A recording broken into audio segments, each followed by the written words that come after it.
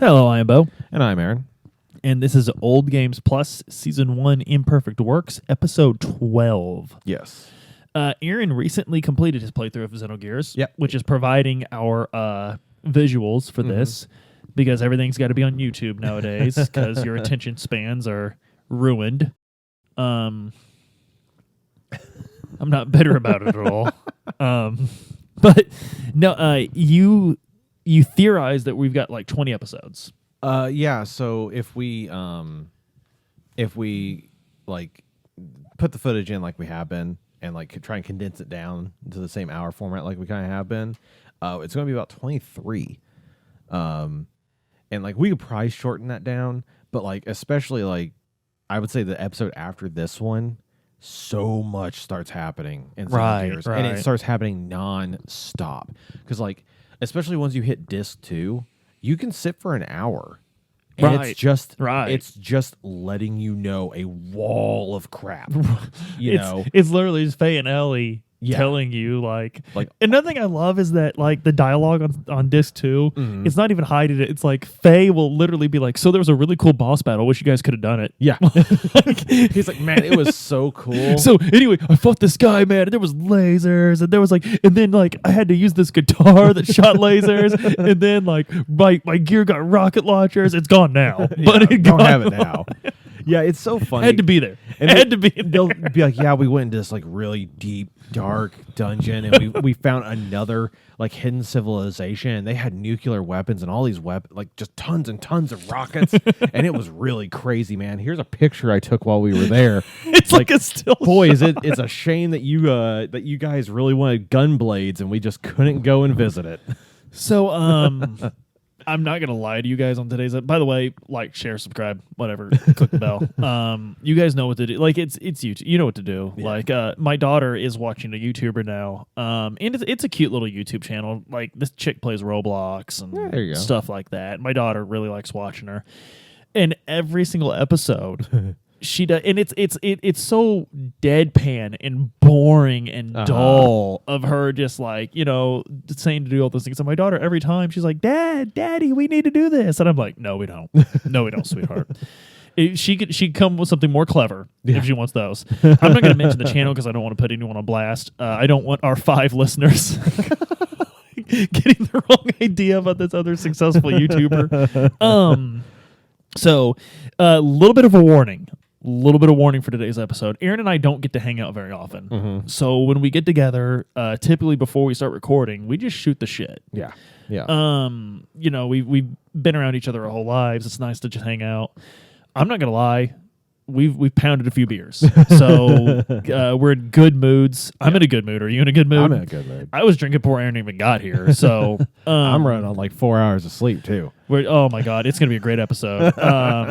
Especially since we're gonna continue the worst thing that's ever happened to Billy in his whole life. Yeah, the literal end of everything Billy believed in. And then some. Yeah. Like he finds out shit that that makes it even worse. So or better, depending on how you look at it. I see our notes open with catching up to Krellian on the Thames. Yeah, so where we left off on the last episode, they were still in the Ethos HQ in the basement.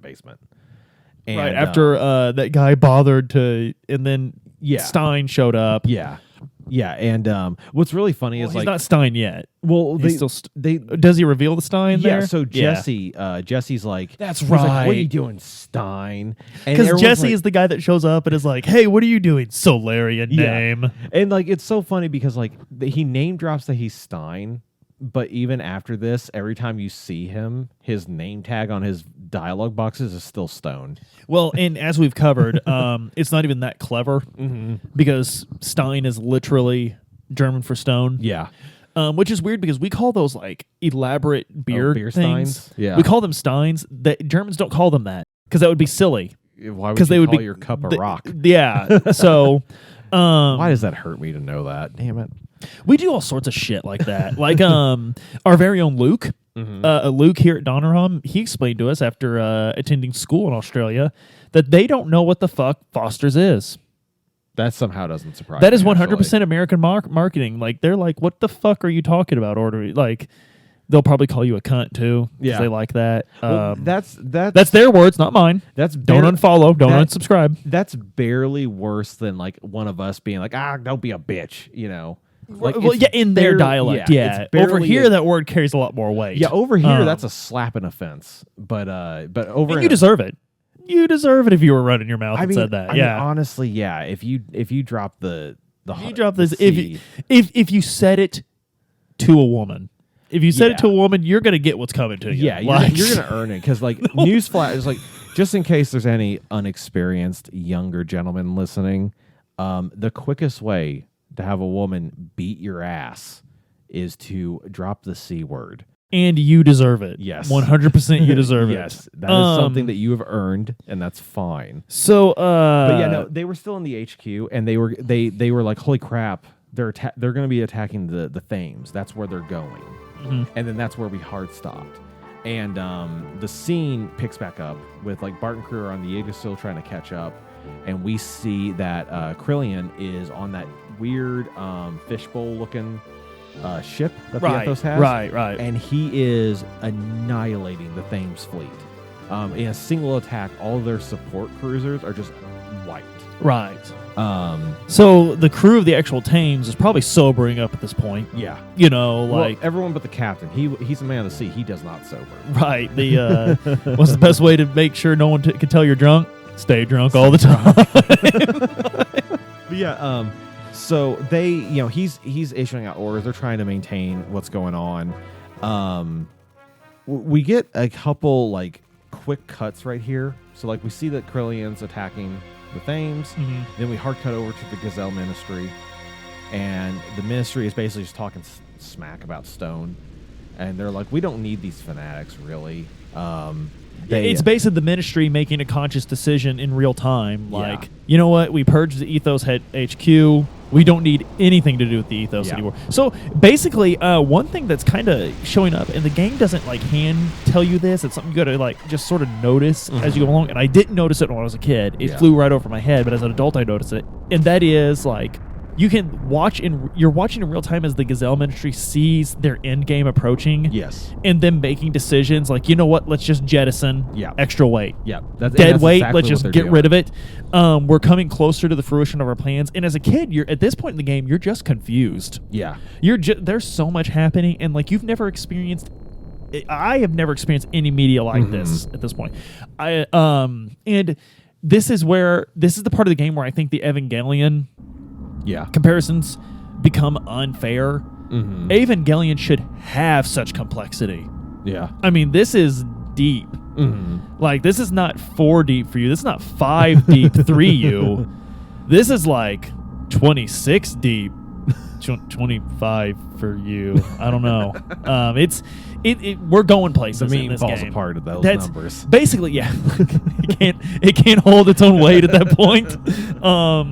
So yeah, basically that's what's really interesting is we're literally watching the Gazelle Ministry, and they're not really giving much thought to it. No. It's almost as though, like, as an adult, you start to see that they're kind of feverishly. Yeah. It's when you're so close to beating that final boss, and you're just using items like crazy. Yeah. You're forgetting that you could lose. Yes, and that's exactly what the Gazelle Ministry is doing. They're rushing it. They're like, okay, screw it. Like, we'll burn this bridge. We'll burn that bridge. They're looking behind them, and none of the cars. They're almost to the finish line, and all the other cars are coming around turn 4, and they're like, we got it. Yeah. Nothing could go wrong now. Yeah, so they're basically talking smack. They don't think they need Stone or any of the fanatics anymore. They're talking smack on Krillian, saying that literally this dude is just obsessed with this stupid nanomachine colony.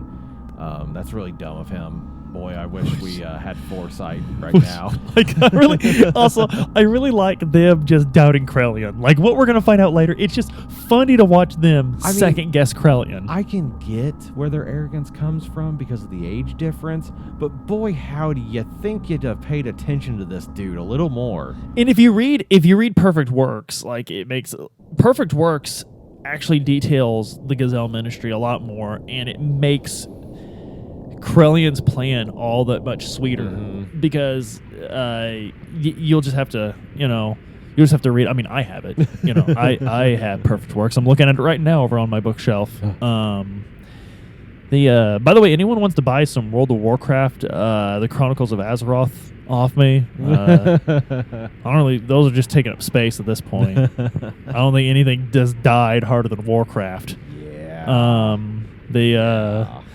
All the Yeah. So anyways, we come back to Krillian. Krillian is being an extra ass, and he is literally dropping Vels on the Thames.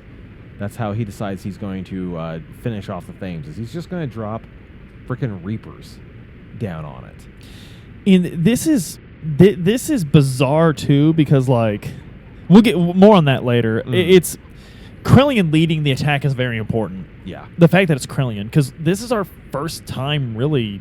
Yeah, this is the first time we really see him at all. Yeah. Yeah. So.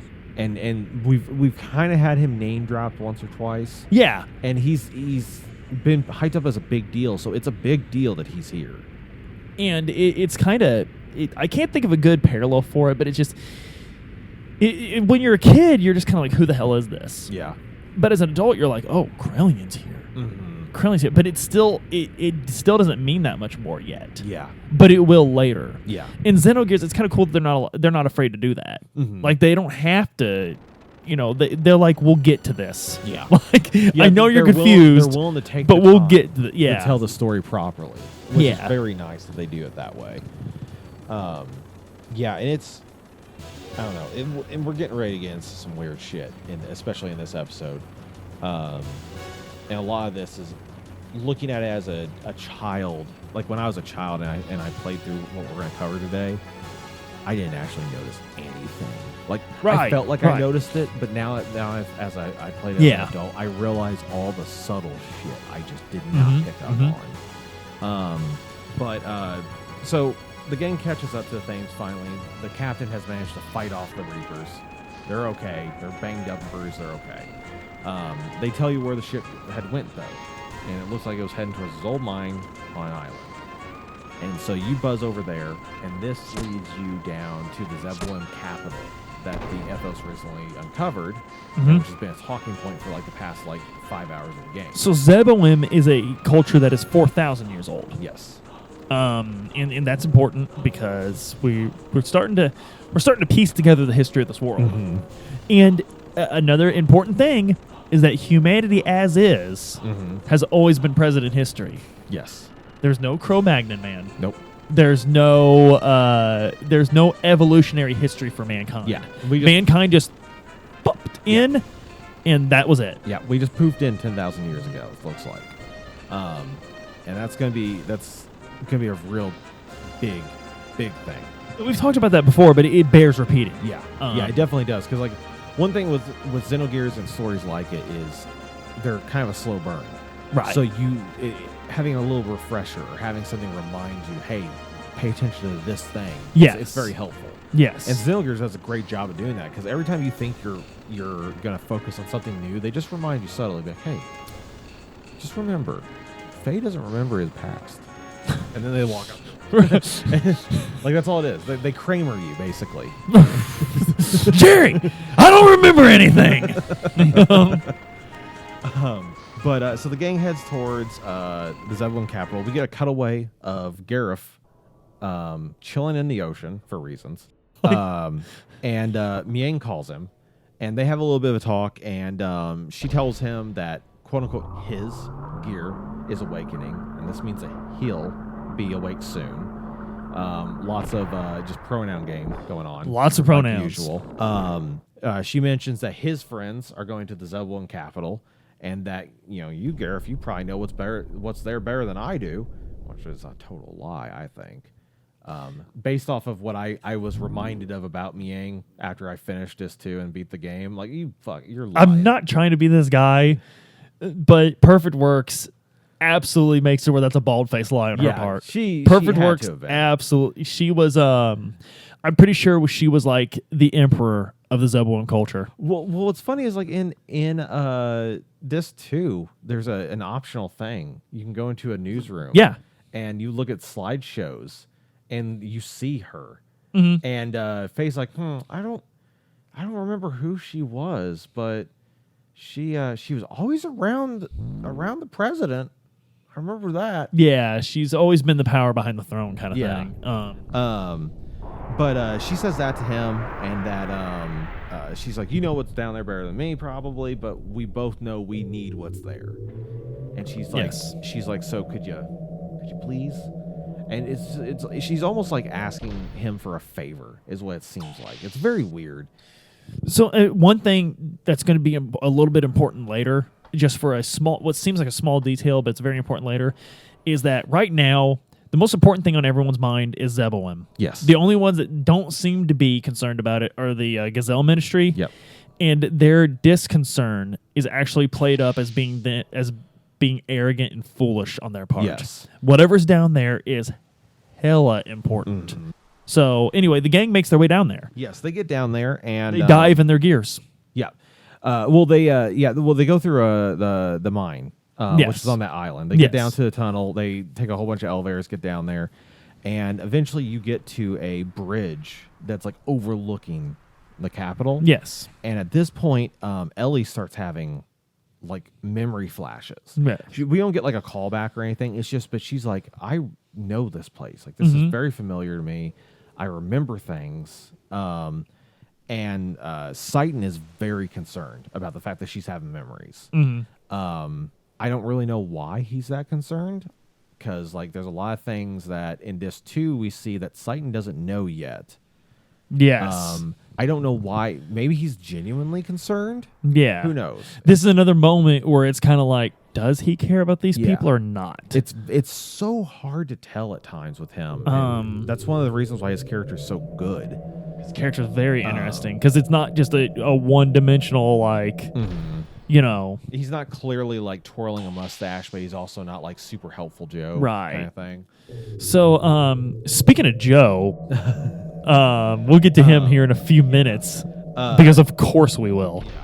But you make your way down, and at one point, once you get lower, like my team was made up of Seitan, Ellie, and Billy. I think that's what mine was too. I think you have to. Yeah. I think maybe you get one choice on who it is. Billy's interchangeable. I think Billy is, but I took him because it made sense because we were dealing with Stone. Yeah, I'm pretty sure. I don't think you get the choice, actually. I think it might have to be that party. It might be at this point. They do that every now and again. Thankfully, they're not too strict with it. But Billy mentions how this place is weird. Like, as you're going further and further towards the city and into the city, like, you're running into airlocks.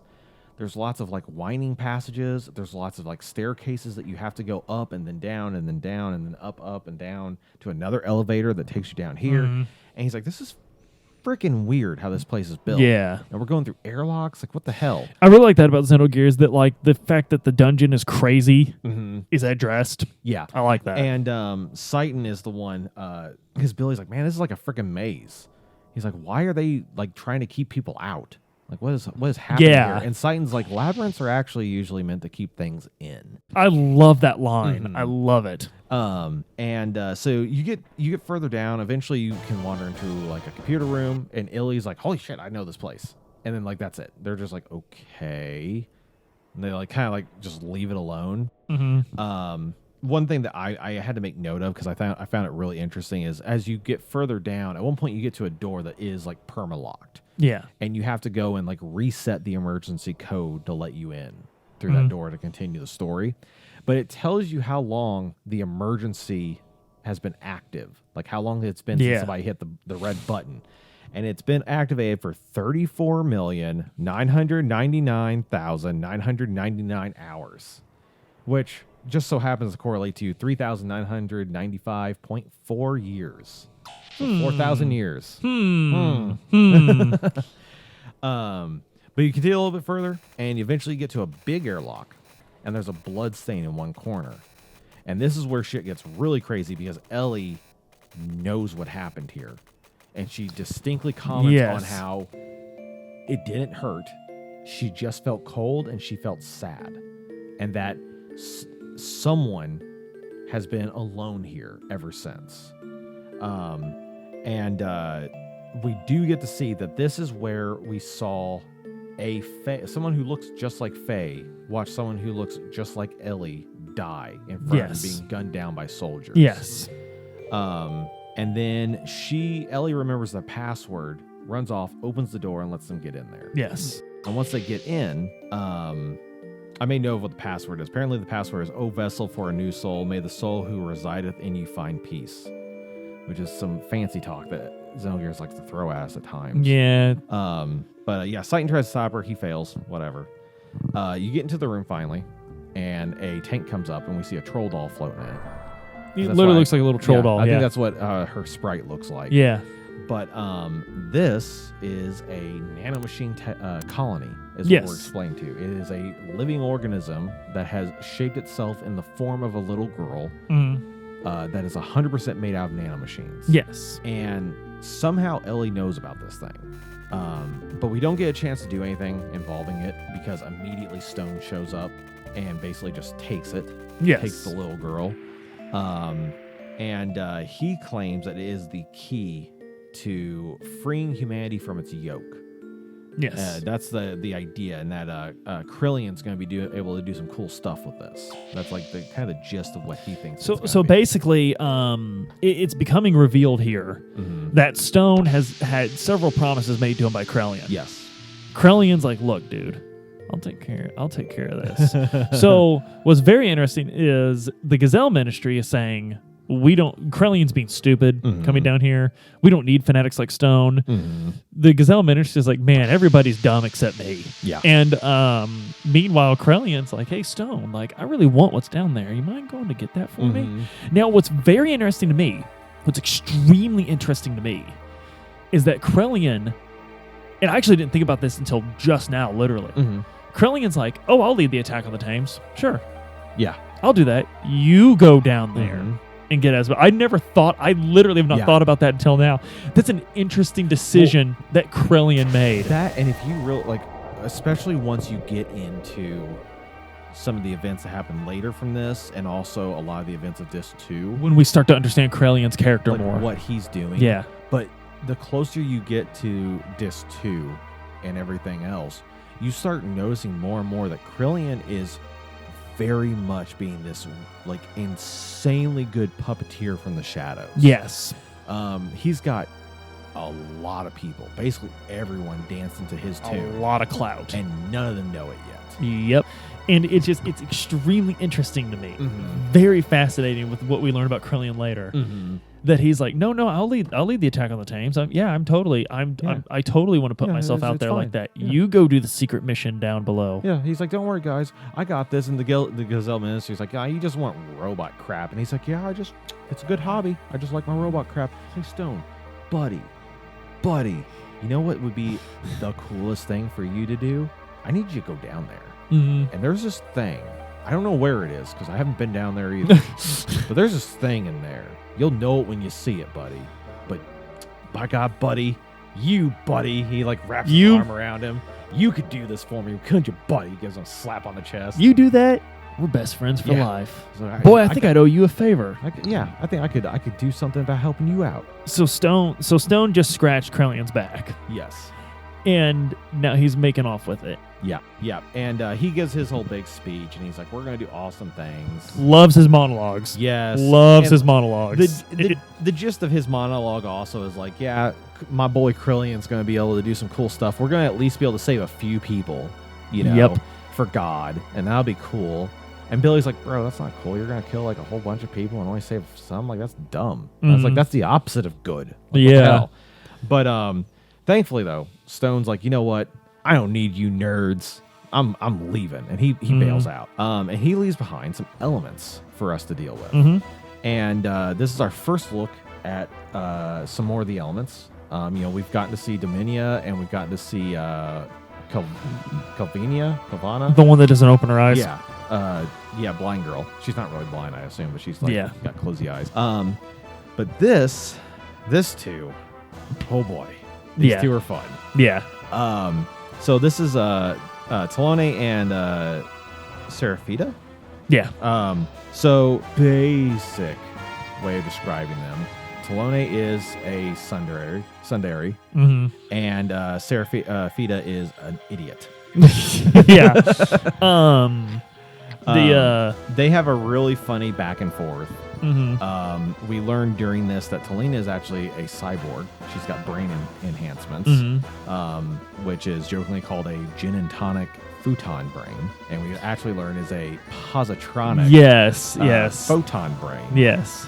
They actually do make a Star Trek joke here, which is really fun. They're afraid they're going to get in trouble with them.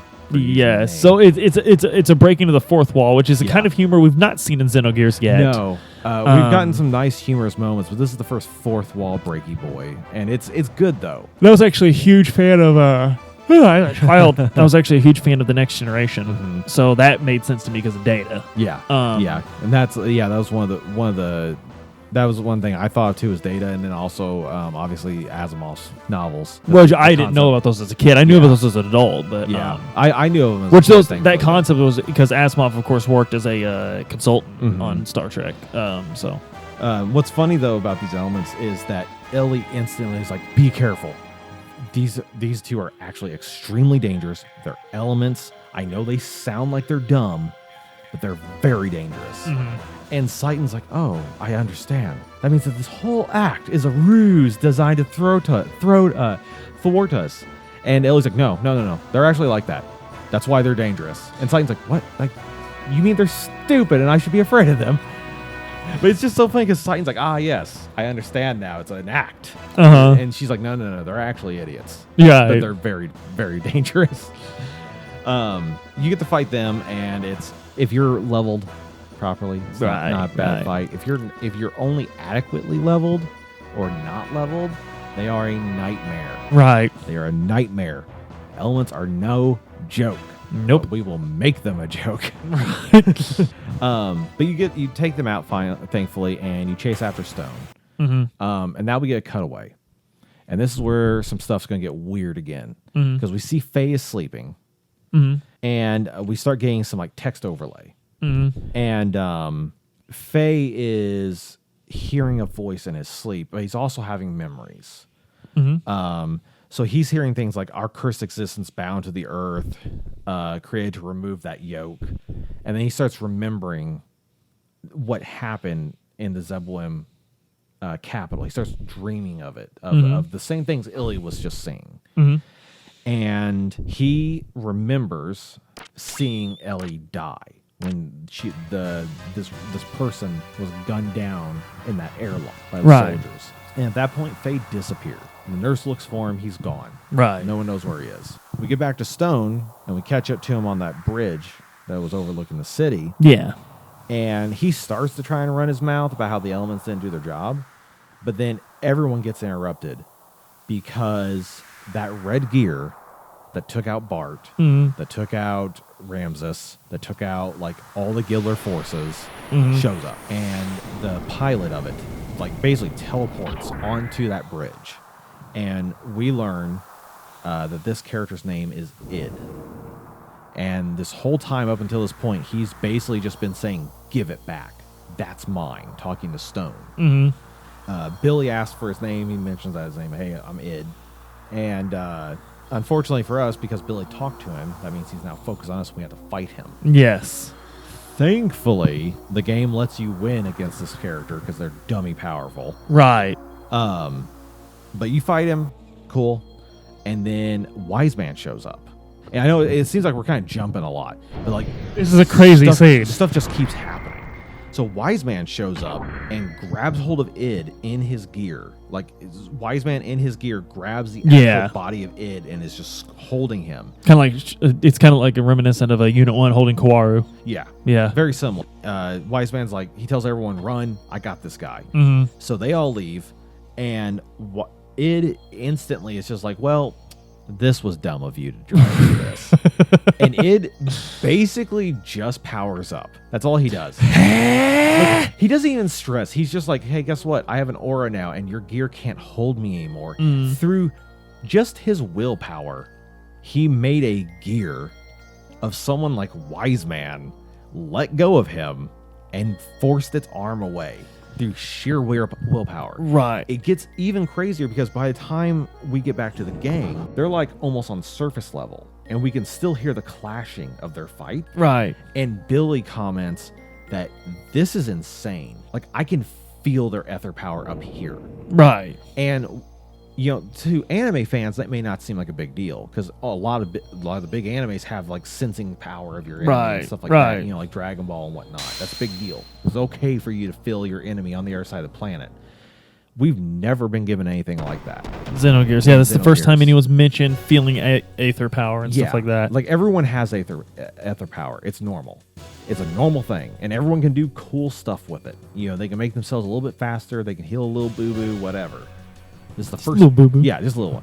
This is the first time we've been given any inclination of power on this scale. So you get up there though, but Stone's gone, and we get a little bit of a discussion. Citan basically filling us in why this is bad. So let me tell you why this sucks. Yeah, because of course Citan knows.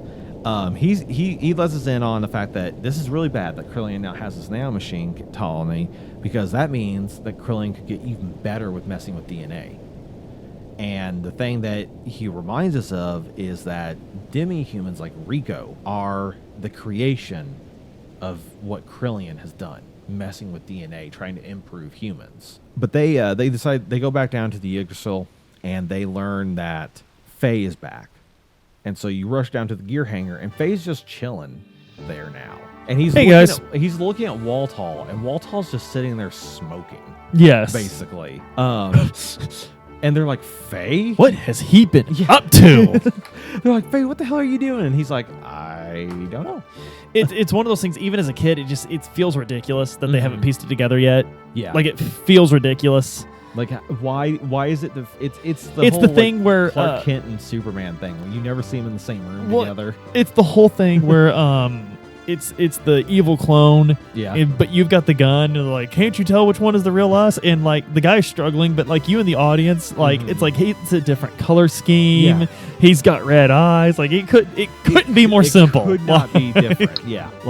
Like, what's wrong with you people? Yeah, so as a kid and as an adult, I thought it was ridiculous that no one is putting it together that Faye is Id. Yeah, it's very obvious. It makes sense why Citan isn't, because there's nothing to put together when you already know exactly what's going on. But like everyone else, like, Bart's too busy rocking, you know. So like, Citan's like, I already know. Bart's like, I don't know. It doesn't have anything to do with doing a sick 280 on my skateboard. Is a 280 a thing?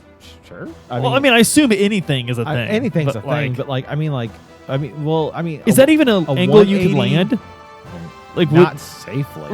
Because 180 is turning around. Yeah. 360 is turning all the way around. Yeah. So like, I don't think 280 would be like, what is that, like? You'd land all the way, and you would just like skid to a stop in a best case scenario. In a worst case, you lose your teeth. Ellie is too busy just being concerned about Faye's health to really pay attention to anything going on in his life. She's blinding herself to the obvious. Rico's not currently a character in this game, literally, and even if he was, Rico wouldn't care. Billy's world is falling apart, so I can forgive him for not piecing this puzzle together. Billy's just in the back having an existential crisis right now. Like, and I feel so bad for Billy. Like, sometimes his character at first got really annoying to me because I usually have a very like visceral reaction to religious stuff. So Billy, I have to like take with a grain of salt at first, but thankfully Billy instantly becomes cool. Yeah. But like, no, I feel bad for Billy. Billy's having like the worst day. Oh my gosh! As far as we know, it's still the same day.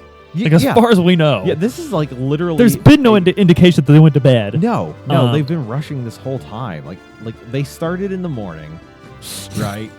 They had their coffee. They went and killed some Reapers. Normal day. Yeah. They thought they were going to get brunch, but got assassins instead. Yeah. Now he's found out that everything he ever believed is a lie. His entire religion is manufactured. There is no God. Also, Stone is totally cool with like murdering everyone. The person he wanted to be his father figure is the worst person on earth, and the person that is his actual father has turned out to be really good. He's turned out to be a great dude. So, it's not good. But so anyway, Faye's like, "Hey guys, what's up?" Yeah, he has no idea how he got there. No, just checking out Waltall. Yeah, he's like, it's smoky. But they don't get to talk to him too long because Stone attacks. And Stone is in a dumb-looking gear. So Stone's like, I know I won. Oh, speaking of dumb-looking, Stone's had a facelift. Well, he's had a face down. So he's Red Skull. He's the Red Skull. Yeah, he's the Red Skull. Literally the Red Skull. It's a new body.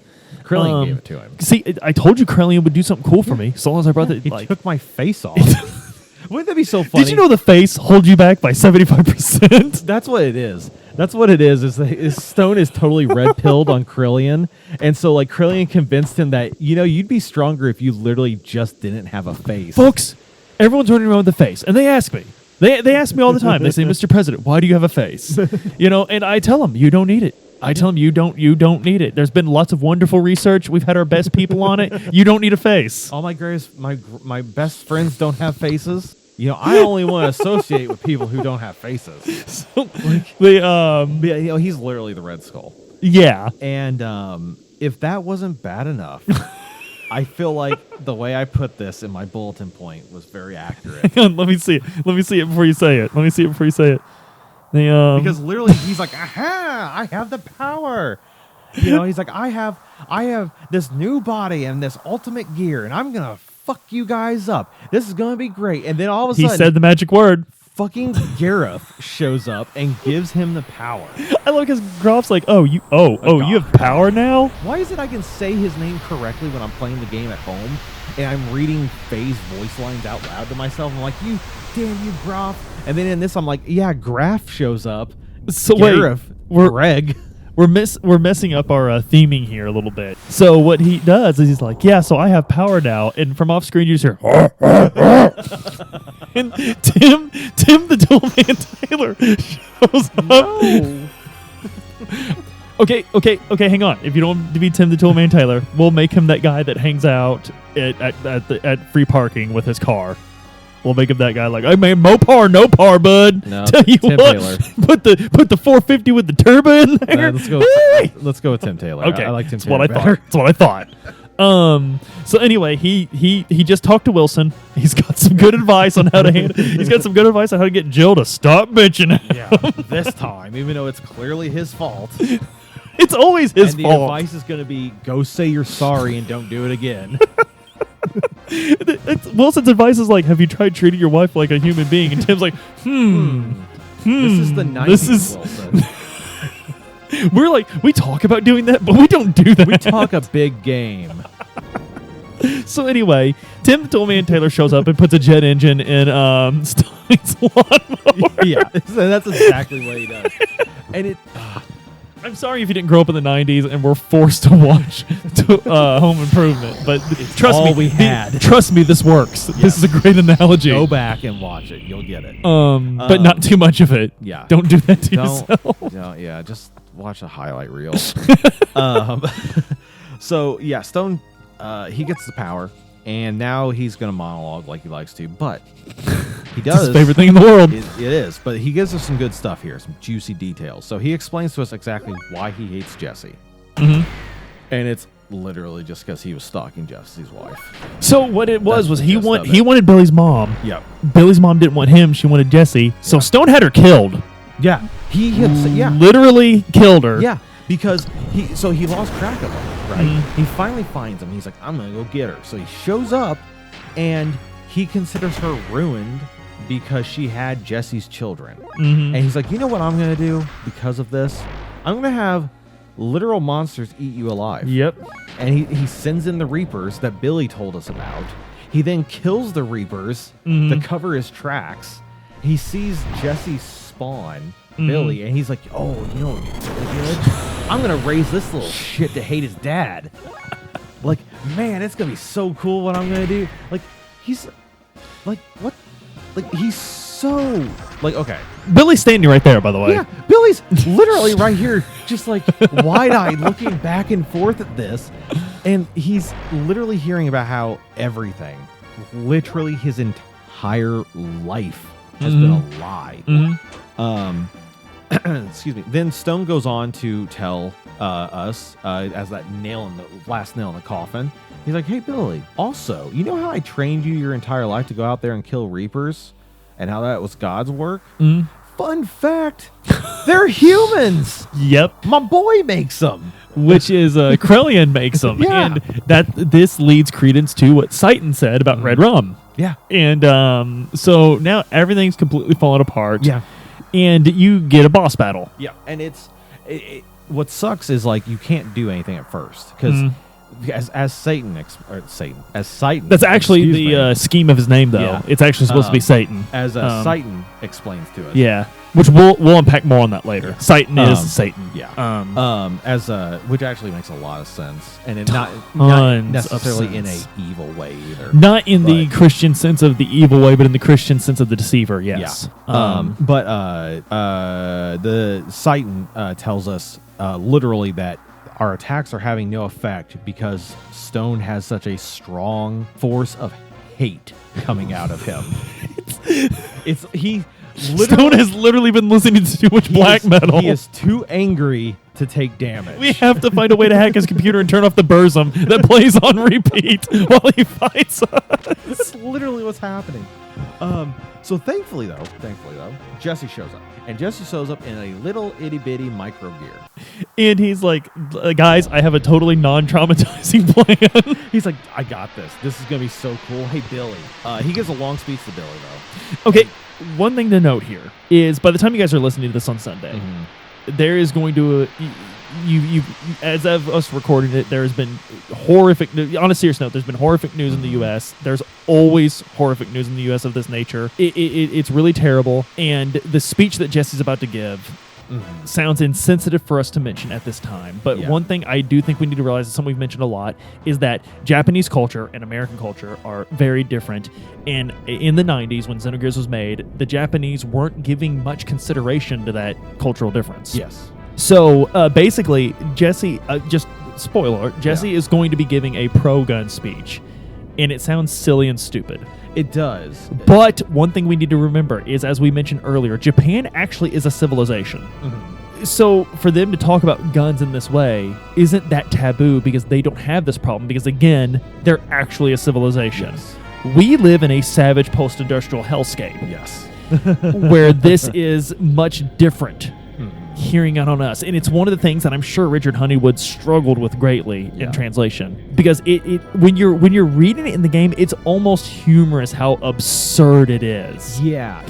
It's absurd, but I implore our listeners, I implore people playing this game to remember that the Japanese don't have this problem that we have. They just don't, because they're actually members of a civil society, unlike us. And I think also that his speech probably wouldn't sound so bad to an American ear if he didn't have the line of literally, guns don't kill people. Yes, he literally says guns don't kill people, people kill people, which was, of course, the NRA catchphrase that was adopted heavily after Columbine. Another thing to remember is that this game came out on October 20th, 1999, which was a full 6 months before the Columbine tragedy. So that that line in and of itself kind of sounds bad to an American, but if you look at the rest of his speech, like the gist that he's actually trying to get to Billy is that he taught him to do for himself. Yeah, he taught him to do for himself, and he taught him to help people. The problem with the thing he's trying to convey to Billy is that these Reapers, like, what is one thing we constantly talk about with the Reapers, like in terms of the characters? They constantly talk about how, Reapers, the reason why they eat people is because it helps their own suffering. Like, that's something that's known. It's like a zombie thing. Yes. They have to eat people. It makes them feel less pain. Yes. And Jesse's like, they hurt, right, Billy? They're hurting constantly, and there's no way to fix it. And they're hurting people. So you put them down. Like, that's what you did. And that's not bad. He's like, look at their faces. Like, you did something good. You're not the one that made them that way. Yeah. The bad part is this is Krellion's fault. Yeah. So that is the gist of the speech, but the fact that he goes so into the role guns play in doing that, we do need to take a step back and understand that the Japanese don't view guns that way because they don't have a mass shooting literally every fucking other day. Yeah. Yeah, they don't have like any we of those do. kind of issues. And if it upsets you that we're talking about America this way, I think I speak for both Aaron and I that I strongly encourage you to unsubscribe, unlike the video. Don't follow our podcast because we don't fucking want you listening to us. Yeah. If you disagree with the whole fact that America is a horrific country, then you need to pull Ronald Reagan out of your ass and actually like investigate a little bit into because it there are problems that need to be fixed, and no amount of flag waving is going to change that. So, moving on. Jesse does give his speech. He covers all those points that we just discussed, yeah. and Billy has his whole like awesome moment. And he's like, "So, Dad, what's your plan?" And like, Jesse's like, "I want you to shoot me out of a gear. I want you to put this mini gear in this gun, shoot it at Stone. Yeah. Oh, by the way."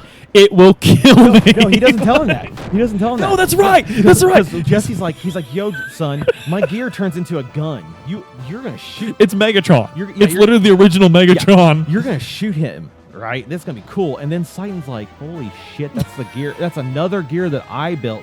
Billy, don't do that. Wait, what do you mean my comm's not on? And Billy shoots it, right? The best part is Sight's like, wait, that's another gear I built. Wait a minute. I put unnecessarily cruel features in every gear I built. Why are they using these? So you shoot Stone, and it gets rid of his force field, so you can actually have your boss fight. And right? you have the boss fight. Well, what's funny is like literally 2 seconds after Billy pulls the trigger, blows up the force field, and he's getting ready to give the yeah. Titan's then like, that killed your dad. Works. He's like, Billy, gosh, I know it's been rough for you the past 12 hours. You want to know something really interesting? I made that gear. That's a gear I invented, and fun fact. I don't know why I did it. It was a night. I was drinking. You know how it goes. It uses the pilot for ammunition. Wait, I'll explain how. I know why I did this. Yui cooked me a meal. God damn, everything is her fault. Hang on a minute. I gotta let her know everything's her fault. God, I hope my daughter's listening. She might have spoken since I last saw her. I need to fix that. Have that. But like, okay, Titan. Okay, I gotta know though. It's a gear that uses the pilot as the ammunition. Titan, how is that making nuclear bombs? Why is this destroying force fields? You shot a person at a giant robot. He would have went splat. Have you not seen a bug on a windshield, Titan? How? What is happening? I need details. I'm a gear designer, not a physicist, damn it. So luckily, for Billy, he doesn't have much time. He literally gets a what? And then you have to fight Stone. Yes. You kill Stone. Cool. So not only did he kill his actual father figure, who it turned out was the good dad, he had to murder the one he's loved his entire life, but turns out was the worst person ever. Yep. So he kills him. And then most of the people, the crew's chilling out on top of the Yggdrasil. And Jesse, he decides the only good thing, not Jesse, Billy, he decides the only good thing he can do in his father's memory, Jesse's memory, is to give him a 21 gun salute. So he pulls out his gun, he's shooting it, he does the thing. He's like, I think that was the best way to send Dad off. And then Jesse walks up. And Jesse's like, you did right, boy. That's exactly what I would have wanted. Everyone has their freak out, especially Titan. And it's very nice because Titan's like, huh? Wait. He's like, how did you? I made that robot's supposed to kill the pilot. I designed it as a murder machine, a suicide machine. I'm kind of about inflicting as much trauma as possible. He's like, how? I'm a little upset that Billy's trauma is not. I've contributed nothing to this boy's trauma today, and it's upsetting me. Yeah. He's like, this is awful. And then Jesse is literally like, yeah, about that. Your design sucked, so I improved it. It does kind of sting, though. I'll improve upon your methods. That's literally what it is. So, Prim talks finally. We get a nice loving moment where Prim, she says, Papa. She's all about it. And everyone's like, fuck yeah, she talked. Except for Billy. Billy's like, oh my God, you talked, Prim. That's so cool. Now say Billy. Can you say Billy? And Prim's just like, no. My favorite thing about this scene is it's not something I noticed when I was a kid. When I was a kid, I was just like, oh, Prim talked. How cute. As an adult, what I noticed is it implies that Prim saw through Stone's bullshit the whole time. Yeah. It implies, because Prim's always loves, that's one thing that's always pissed Billy off, is Prim's always loved Jesse. Yes. She's always followed him around. And it implies that she wasn't silent because their father abandoned him. Yeah. She was silent because she knows this asshole's Yeah. been, and like that's one thing I didn't mention it when we talked about, like when you're at the orphanage and Stone shows up everyone's outside when to greet him, and Prim's on the porch. And as soon as like you're talking, you're in the middle of opening and closing dialogue boxes with Stone. She just turns around, ignores him, and goes back into the orphanage. And it's like, just not. Knew. It's not something the game highlights. No. It doesn't. Billy doesn't go, where is Prim going? Yeah, and it doesn't nothing. zoom in on her. It's just something you have to be looking for. It just happens in the background. Such a great fucking detail. Yeah. So yeah, we've pretty much realized that Prim was a lot smarter than Billy, and realized that Stone was the enemy the whole time. And Billy was just like, wait a minute, I think instead of grieving, I'll just throw myself into religion. Yeah. Wait, has anyone else thought of this? Yeah, and then Prim's just like, oh God, he's doing that. I'm definitely not talking to him now. Jeez. Man. I'm like, he's getting a Bible verse tattooed on his arm. Oh my gosh. Here we go. I'm like 5, and I know that's a dumb idea.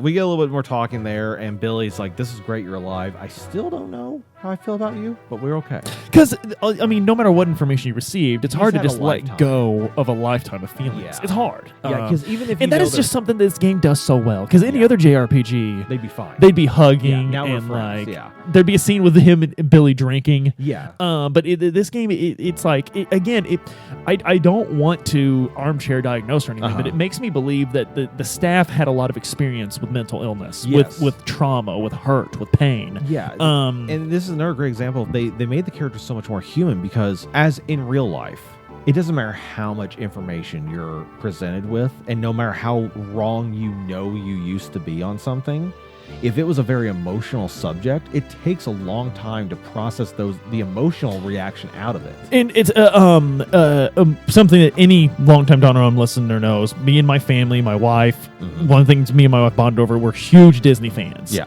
The Pixar movie Coco, an incredible. Have you seen Coco? Yeah. Coco's an incredible movie. I love that when you find out, the family finds out beyond the shadow of a doubt that he wasn't the bad guy. They know beyond the shadow of a doubt that he wasn't. They're actively helping him save Miguel. But at one point, she says something like the grandmother's fighting someone, the dead one, and she's like, "And you made me hate the love of my life." And she punches him, and he goes, "The love of your life?" He goes, "I'm still mad at you." Like, because it's literally been 100 years of her thinking this man ruined everything. Yeah. And just because she found out, just because she knows, it doesn't mean that just all goes away. Yeah, because in real life, she has to process it. Yeah, and Billy hasn't had time to process it. He literally just thought he killed his real dad. His Tuesday is finally ending. Like, he's gonna need at least a Wednesday. Like, M. Bison is looking at that Tuesday going, "Damn, what?" And I thought I did some stuff on Tuesday. I like how M. Bison is Owen Wilson. Damn, wow. I call that my Kung Pao chicken. Oh God. We get a little bit more exposition kind of thing. So Jesse fills us in finally on why he left Solaris. Does he though? This is like my favorite thing, because basically this scene, because when I was a kid I thought that was so deep, but as an adult, basically here's what happens right here. Okay, all right, found out there's something called the M plan. Yeah. Right, there's the M plan. So I left Solaris because of the M plan. I don't like the M plan. I know something bad about the M plan, so I left Solaris. Faye goes, "What's the M plan?" "I got no idea. You want to help me break into Solaris and find out what the M plan is?" That's literally what happens. And as a kid, I thought, "Oh my God, this is like, oh my God." But as an adult, it's literally him saying like, "I didn't like this thing I found out about. What was it?" "I don't really know. I need your guys' help to go find out what it is." It's not like I don't know all the details. It's like I literally don't know what this thing is. Literally the only thing he knows is that they're using land dwellers. Yes. He's like, that doesn't sound very nice.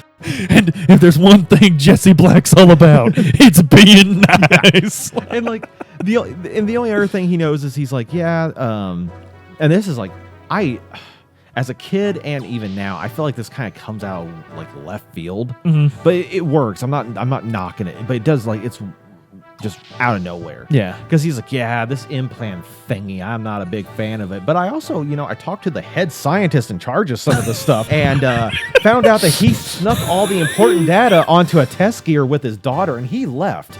And I can't find them, though. Oh, and I love this. And because basically this whole scene is like, they went to some place called Shavat. And Faye's like, "My dad's from Shavat. If only there was some way." Oh, yeah, that random NPC. Who shows up. And they're like, "I could probably not help you at all. I lost my communicator."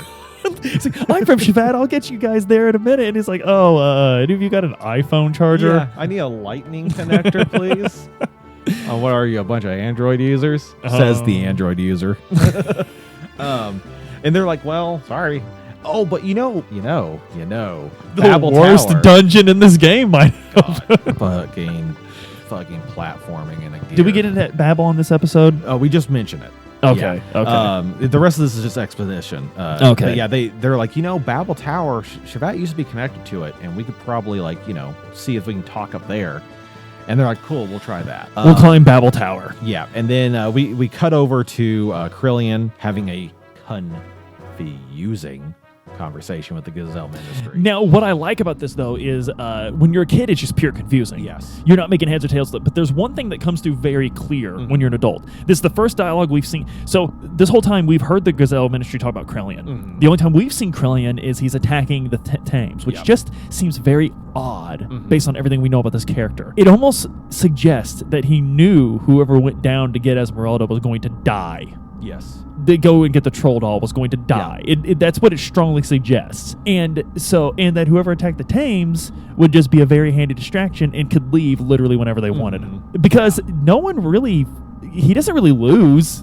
No. He just loses interest. Yeah. So anyway, so this is the first time we see the Ministry has no respect for Krillian. We've learned that. And this is the first time we see them interacting. And Krillian is fucking big dicking them so hard. Yeah. You don't see it when you're a kid, but as an adult, like, there is no power dynamic at all. No, it's all because one way. A power dynamic would suggest that the Gazelle has anything. Yes. And so one thing we know about the Gazelle is they're as old as history. Yeah. We do know that. That's about all we got. We do know that about them. They're as old as everything. They are a rival to Emperor Cain's power.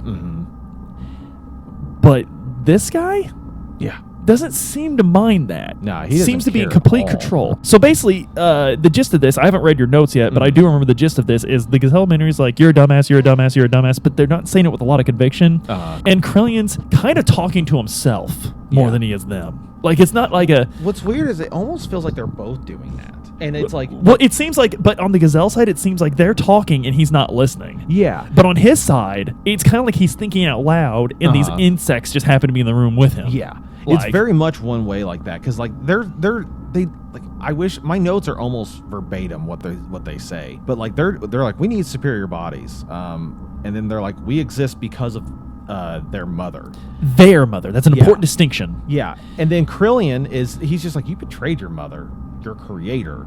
And he's like, you guys did it to sustain your ego, so you have no you have no right to speak.